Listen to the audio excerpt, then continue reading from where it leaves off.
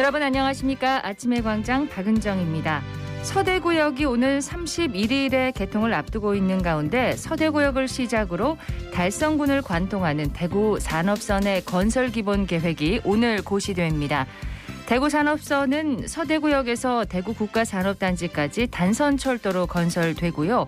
정차역은 서재, 세천, 계명대, 성서공단, 설화 명곡, 달성군청, 달성산단, 테크노폴리스, 대구 국가산단 이렇게 8개 역입니다.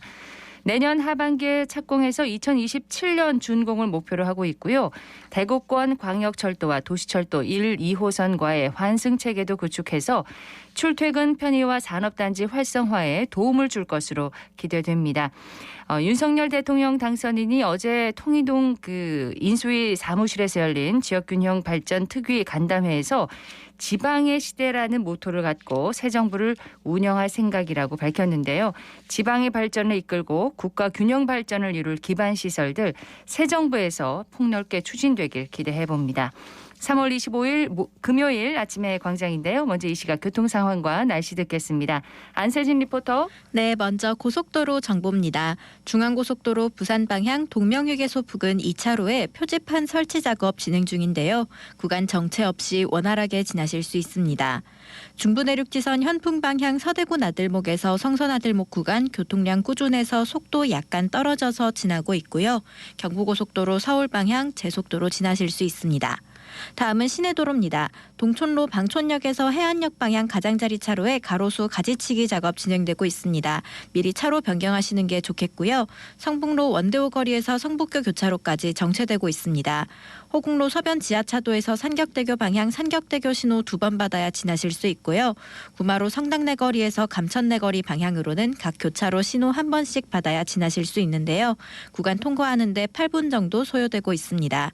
동대구로 관계삼 거리에서 법물내 거리 양방향으로 서행하고 있고요. 진천로 진천 남내 거리에서 진천역 내거리까지 통과속도 시속 9km 정도로 더디게 지나고 있습니다.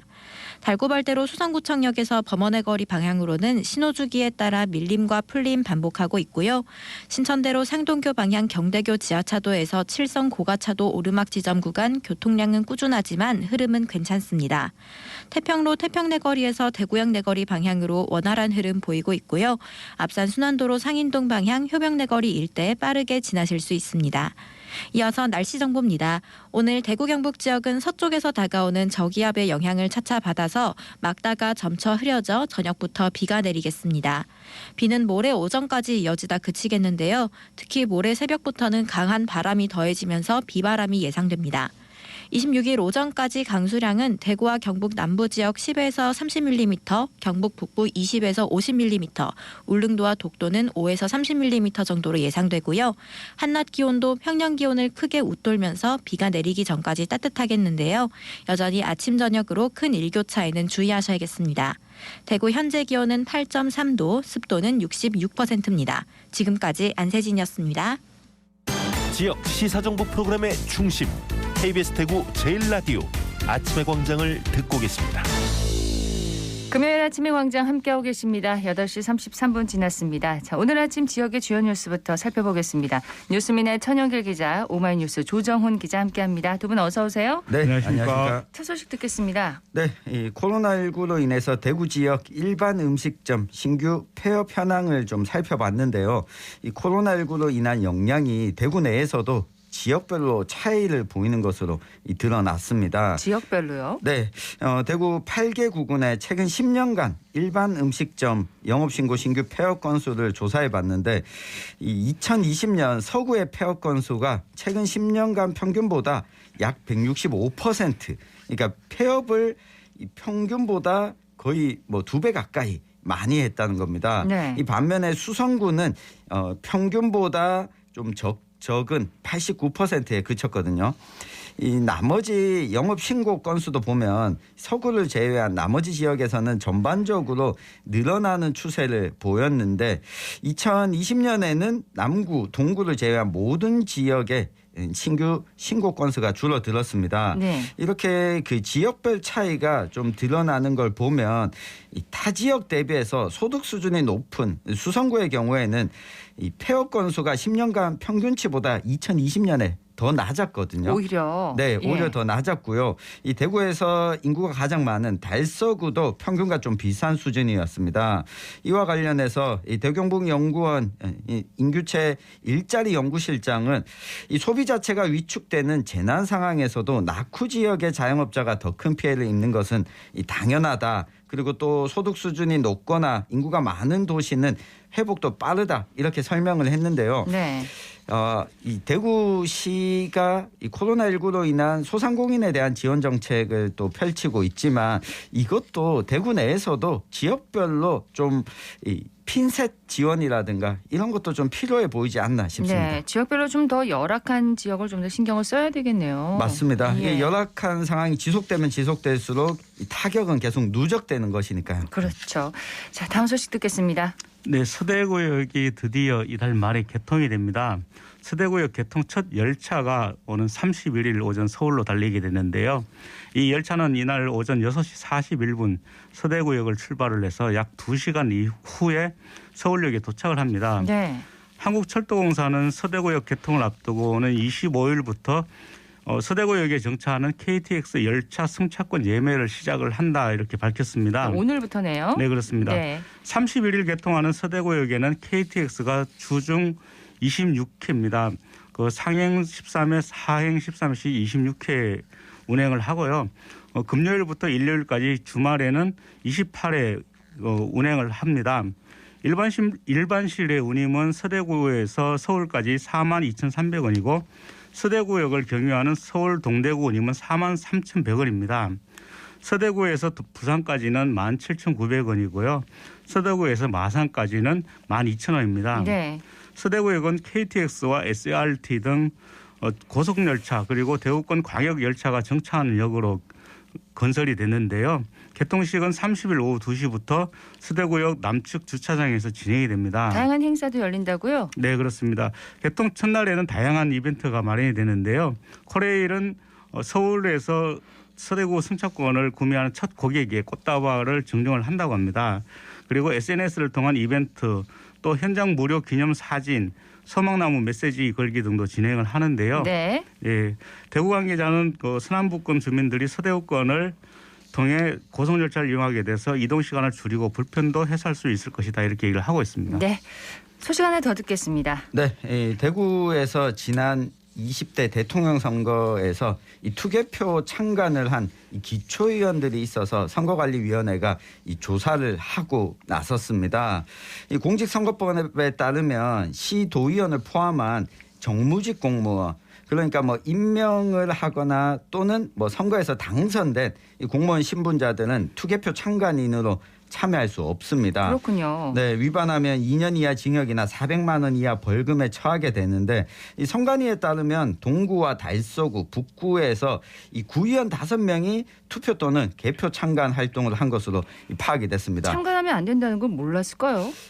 그래서 이게 또 논란이 지속되고 있는데요. 이 5명 모두 더불어민주당 소속이거든요. 이 국민의힘 쪽에서는 이것이 이 선거 관리에 있어서 부정이 있는 것 아니냐 이런 제기를 하고 있고 네. 또 민주당 내에서는 이 대구시당에서 우리가 이거 하지 말라고 했는데 이 기초의원들이 이렇게 우발적으로 벌인 행동이다라고 서로 당내에서도 책임을 좀 떠밀고 있는 상황입니다. 그렇군요. 사실 이걸 보면 공직 선거를 치르면서 이런 일 자체가 그동안 좀 없었거든요. 네. 이런 부분은 앞으로는 좀 일어나지 않도록 이 적극적인 이 조사와 조치가 좀 필요할 것으로 보입니다. 예, 지역 소식 여기까지 듣고요. 이슈 토크로 넘어가겠습니다. 자, 오늘은 어떤 얘기 해볼까요? 네, 이 박근혜 전 대통령이 어제 정치적 고향이자 마음의 고향인 대구 달성군으로 돌아왔습니다. 이 정치 활동을 재개할지 관심이 또 모아지고 있는데 어제 있었던 상황과 앞으로의 전망을 한번 살펴보겠습니다. 두 분 다 이제 그 현장에 계셨다고 전 들었는데, 자, 달성군을 떠난 지 딱 10년 만이라고 하더라고요. 그렇습니다. 박근혜 전 대통령은 1997년에 당시 한나라당에 입당을 했습니다. 그리고 그 다음해인 1998년 3월에 대구 달성 재보궐선거에 입후보에서 15대 국회의원에 당선이 됐었는데요. 그리고 16대, 17대, 18대 총선에서 내리 달성해서 의원직을 차지를 했었습니다. 예. 이후에는 2012년도에 19대 총선을 앞두고 비례대표 국회의원에 출마를 하면서 달성군을 떠났거든요. 그리고 그 이후에 대통령에 당선이 됐었습니다. 박 전 대통령은 어제 낮 12시쯤 달성 사저 앞에서 가진 대국민 메시지를 내놨는데요. 지난 5년의 시간은 저에게 무척 견디기 힘든 그런 시간이었다 이렇게 얘기를 했습니다. 그러면서 힘들 때마다 저의 정치적 고향이자 마음의 고향인 대구 달성으로 돌아갈 날을 생각하면서 견뎌냈다 이렇게 예. 이야기를 했습니다. 뉴스를 보니까 정말 많은 분들이 박 전 대통령의 귀환을 보기 위해서 어제 달성 사저 앞을 찾았던데 청 기자께서도 현장에 계셨잖아요. 분위기 어땠어요? 네, 일단 뭐 사저 주변으로 이 화환이 줄을 지어 있으면서 사저 인근에 있는 쌍교 오거리 근처가 이 화환으로 다 뒤덮여 있었습니다. 화환으로요. 네, 게다가 인간 화환을 준비해온 이 지지자도 있었고 또 환영을 하는 인파들이 서로 뒤엉키기도 했는데요. 여러 현수막도 좀 걸려 있었습니다. 이 박근혜 전 대통령의 탄핵 무효를 주장해왔던 우리공화당 명의의 현수막도 많이 걸려 있었고 네. 이 추경호 달성군 지역구 국회의원, 이 정의용 국민의힘 국회의원 역시 환영 현수막을 내걸었습니다. 여기에다가 태극기와 모자, 이 박 전 대통령 관련 기념품을 파는 노점상까지 이 전을 펼쳤습니다. 그렇군요. 그리고 우리 잔치 현장이면 찾아볼 수 있는 이 군밤 판매 노점, 그리고 여기에 커피 판매 노점 아하. 등 이 다양한 또 노점이 펼쳐져 있었는데요. 워낙 많은 사람들이 모일 것으로 예측이 됐으니까. 네, 한 그렇군요. 5천 명 정도 모였던 것으로 지금 추정을 하고 있는데요. 이 박 전 대통령을 지지하는 단체 두 곳이 동시에 또 집회를 열면서 충돌이 빚어지기도 했습니다. 네. 우리공화당 당원 일부는 윤석열 당선인이 박근혜 전 대통령을 수사했던 사람이기 때문에 지지할 수 없다. 이런 메시지를 또 내기도 했고 또 반대하는 쪽에서는 또 다른 목소리를 내기도 했거든요.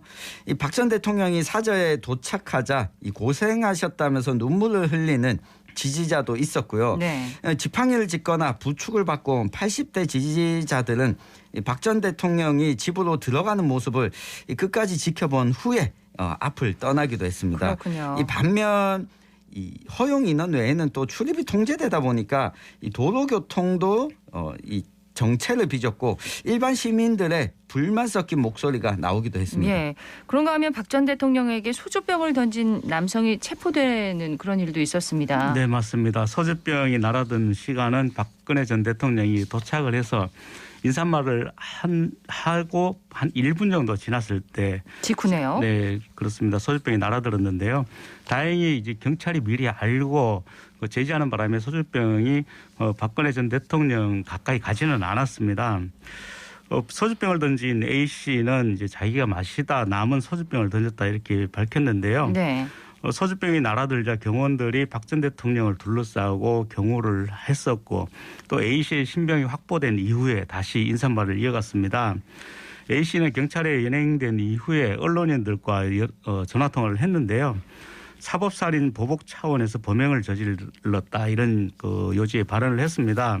경찰은 그렇지만 A 씨를 특수상해 미수 및 집회 및 시위에 관한 법률 위반으로 현행범으로 체포를 했다 이렇게 밝히고 있는데요. 예.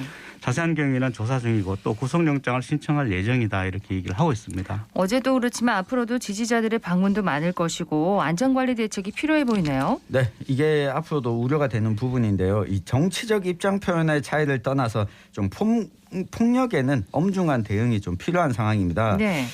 박 전 대통령은 사면 복권됐지만 임기 중에 탄핵 결정을 받아 퇴임했기 때문에 전직 대통령으로서 예우는 받을 수 없습니다. 다만 경호와 경비는 유지되는데 이 경호와 의전은 청와대 대통령 경호처가 담당하고 이 대구경찰청은 이를 지원하고 있습니다. 그렇군요. 네, 87년 이후에 보면 노무현 전 대통령을 제외하면 모든 전직 대통령이 이 사저를 서울에 마련했거든요. 사저를 마련하면서 경호에 대한 준비도 동시에 했었는데 네. 이번에는 그 일반 주택단지 인근에 또 주변이 좀 개방된 공간에 갑자기 마련을 하게 되면서 안전관리에 대한 대책이 더 필요해 보이는데 앞으로 많은 이들이 계속 좀 모일 것으로 예상되는 만큼 이 주변에 각별히 신경을 좀 써야 되겠습니다. 네, 이 경호 경비는 그러면은 이제 그 청와대 대통령 경호처에서 계속 담당을 하는 거네요. 그렇습니다. 예. 자, 어제 박 전 대통령이 어떤 메시지를 내놓을까 이것도 참 관심이었는데 그 내용 좀 소개해 그렇습니다. 주시죠. 사실 이제 박근혜 전 대통령이 퇴원을 하면서 가장 큰 관심은 어떤 정치적 메시지를 내놓을까 이거였는데요. 그렇지만 정치적 메시지는 없었습니다. 어제 오전 병원을 나오면서 국민 여러분께 5년 만에 인사를 드리게 됐다. 많이 염려해 주셔서 건강이 회복됐다. 이렇게 간단하게 인사말을 했고요. 네. 그리고 낮 12시쯤 달성군 자택에 도착해서는 지난 5년을 되짚었습니다. 그러면서 대통령으로 있으면서 국가와 국민을 위해 열심히 일한다고 했지만 이루지 못한 많은 꿈들이 있다. 제가 이루지 못한 꿈은 또 다른 이들의 몫이라고 생각한다. 이렇게 소회를 밝혔는데요. 좋은 인재들이 저의 고향 대구의 도약을 이루고 또 대한민국의 발전에 기여할 수 있도록 저희 작은 힘이나마 보태겠다. 이렇게 얘기를 했는데 네. 조원진 우리 공화당 대표는 이 발언에 대해서 굉장히 정치적 함의가 있다 이렇게 해석을 하게 됐습니다. 네, 작은 힘이나마 보태겠다 이런 메시지를 내놨는데 정치적인 활동을 재개하겠다 이런 뜻으로 해석이 가능할까요? 네, 그렇게 읽힐 수밖에 없어 보입니다. 이 처음 정치에 입문했던 달성군에 돌아왔다는 것부터가 이 정치적 메시지를 담고 있다는 게 중론인데요. 게다가 이제 대구의 도약. 작은 힘이나마 보태겠다. 이런 표현이 달성군 육아읍 일대를 관광지로 개발하겠다라고 하는 뜻은 아니지 않겠습니까? 그렇겠죠.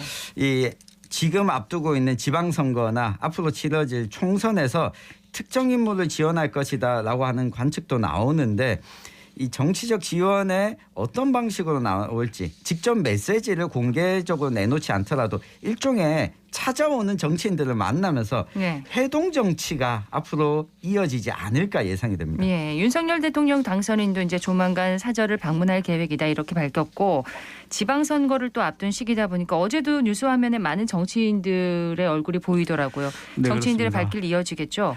네, 어제 참 그 권영진 대구시장 꽃다발을 들고 가서 환영하겠다 이랬는데 꽃다발은 전해 주지 못했잖아요. 네. 이철호 경북도지사 그리고 김문호 달성군수도 그 자리에 왔었습니다. 더구나 강은희 대구시 교육감도 왔었는데요. 앞으로도 더 많은 정치인들이 찾아오지 않을까 이렇게 보여집니다.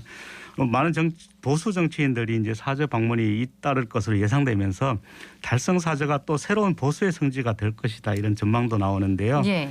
실제로 조원진 우리 공화당 대표는 이제 지난 19일 사저 앞에서 보수 결집 집회를 가졌었고 또 어제도 천여 명의 당원들과 함께 현장에서 그 환영 행사를 가졌었거든요. 예.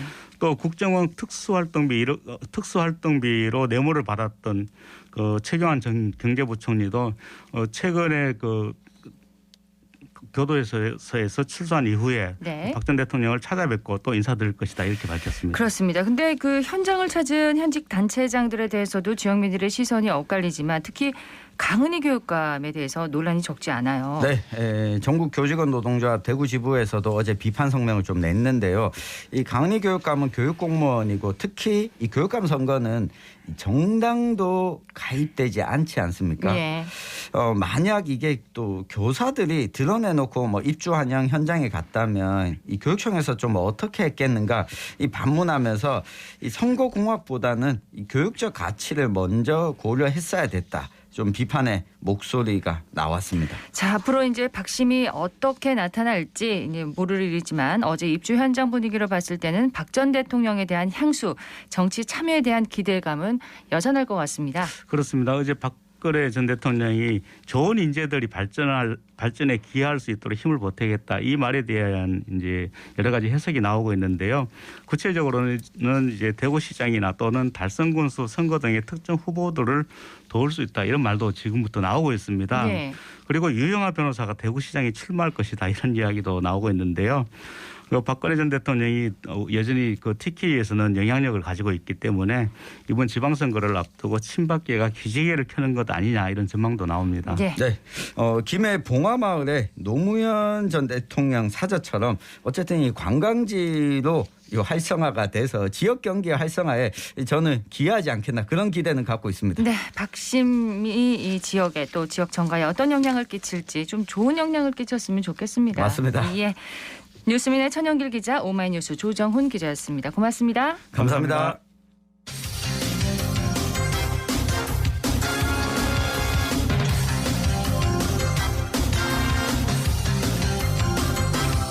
금요일 아침에 광장 함께하고 계십니다. 8시 50분 지났습니다.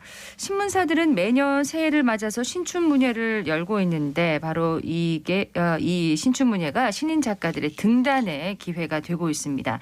대구의 한 소설 창작 모임에서 올해만 무려 3명의 작가를 배출했다고 합니다. 시민들의 자유로운 참여로 이루어지는 소설 창작 모임 작은 이야기 마을이라고 하는데 권미정 리포터가 이분들을 만나봤다고요? 네, 맞습니다. 대구 중구에 위치한 한국수필문학과에는 2주에 한 번씩 작은 모임이 열리는데요.